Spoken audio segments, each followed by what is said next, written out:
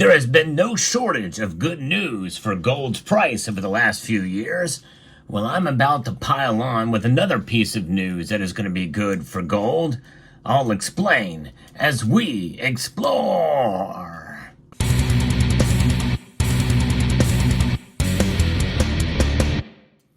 Gold has enjoyed all-time highs measured in nominal dollars, and that means that it still has room to move to the upside when you measure it with adjustments for inflation.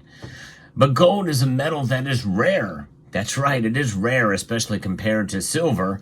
And what makes it all the more rare is the fact that central banks around the world have been accumulating it in record levels. We've not seen the amount of gold accumulated for so long since 1967. It's pretty amazing to see. They are treasuring it. And you've heard me talk about that we should be our own central banks and accumulate it as well. Although it makes it tougher when the prices go up like they have been.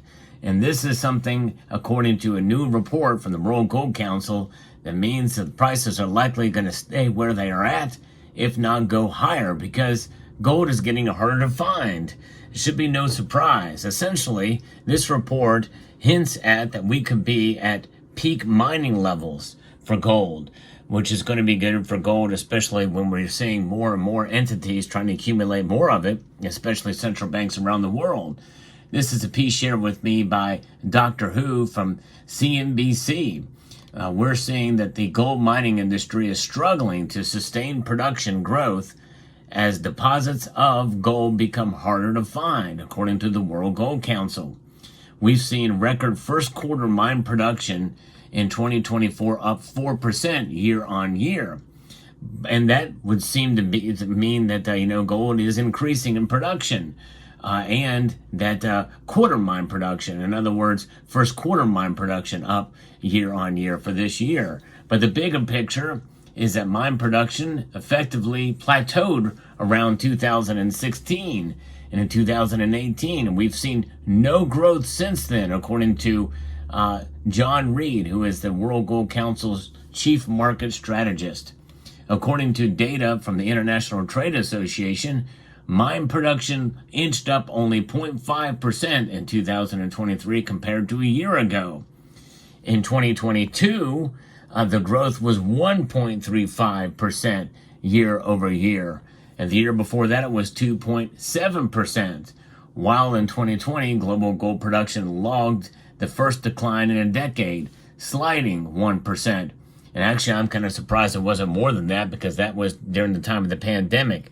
So mine production certainly is something that they want to keep going, especially if it's profitable with the prices where they're at. And in 2020, that was the first time that we've seen gold rocket up to $2,000 an ounce back in August. And so you would think that the miners would be quite happy about that and mine more. But it's tougher to find. And really, the mining sector is still struggling amidst record high gold prices. And silver prices also making moves to the upside. I think the overwhelming story there is that after 10 years of rapid growth from around 2008, the mining industry is struggling to report sustained growth in production. Now, sustained is the key word here, because there are other sectors of the mining industry that are doing well, finding good deposits, but not some of the bigger ones. We've talked about some of those mining companies here on this channel. Some of them are explorers that are out trying to find good deposits.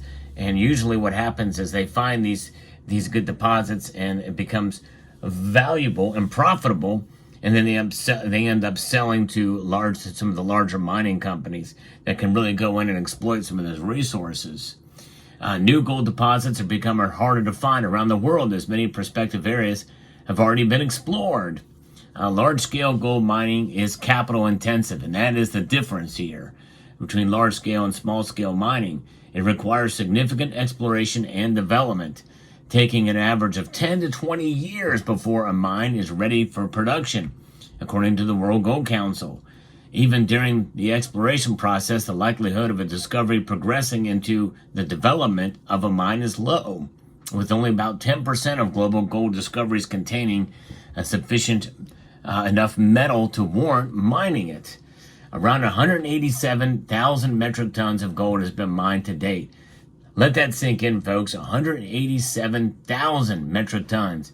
That may sound like a lot, but in the grand scheme of things, that's you put all that gold, considering its density in a cube, it's only about 22 meters cubed on each side. And with majority of gold that comes out of China, South Africa, and Australia, gold reserves that can be excavated are estimated at around 57,000 tons, according to the USGS, that's the United States Geological Survey, for those of you in Rio Linda. Aside from the discovery process, government permits getting harder to secure and require more time to come through have made mining more difficult. And think about government permits and what's involved in that. All the bureaucratic red tape, the environmental red tape, all of it. It's pretty crazy when you think about it, what's involved and how much more time it takes to get that through. Security licenses and permits needed before mining companies can start operations can take several years alone.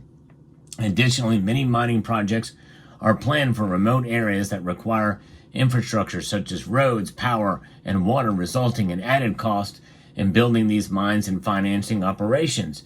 And you've heard me talk about in some of the sponsored content, and this is not a sponsored video, by the way, but some of these smaller exploration companies, they look for those kind of resources, infrastructure in place, or being adjacent to a previously operated mine that was quite successful. Location is everything for some of these projects.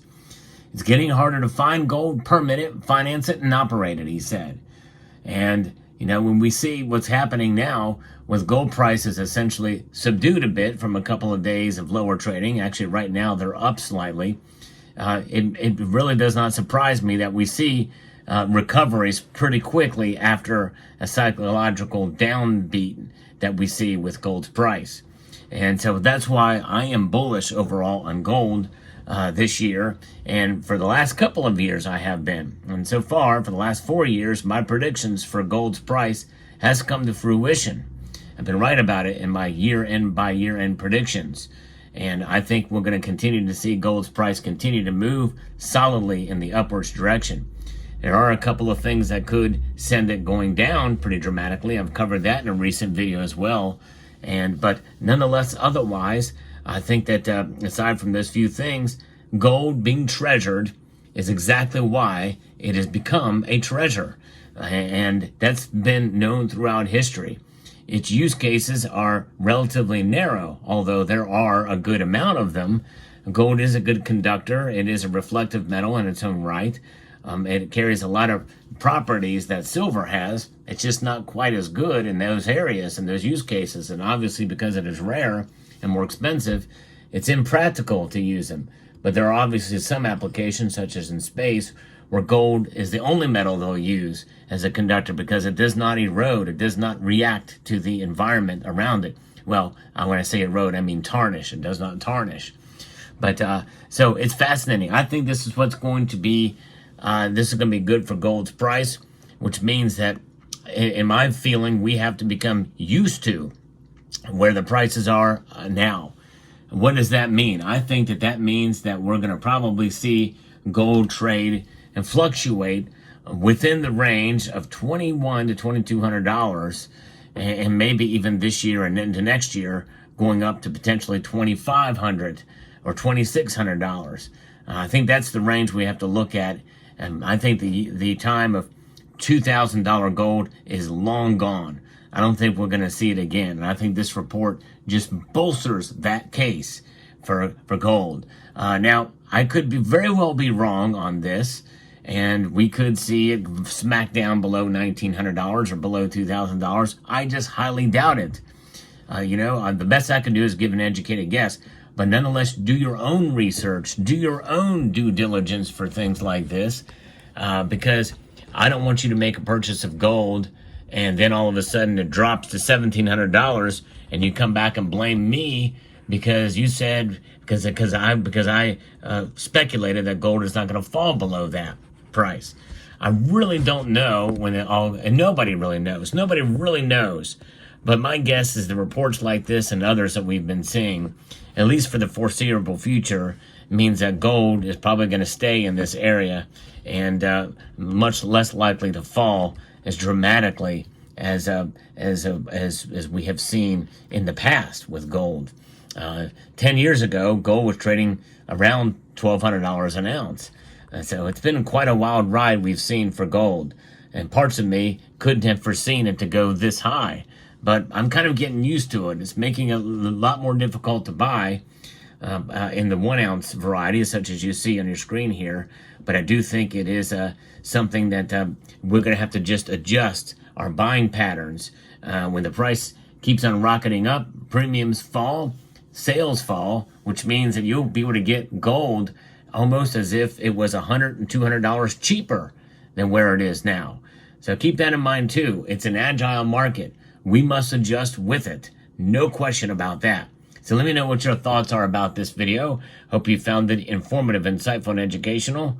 Would like to extend a multitude of gratitude to each and every one of you for taking the time to watch, and encourage you to please rate. That means press that thumbs up button down below. Share the video on other social media platforms, and comment. And if you haven't done so already and find value in the content I provide here, subscribe.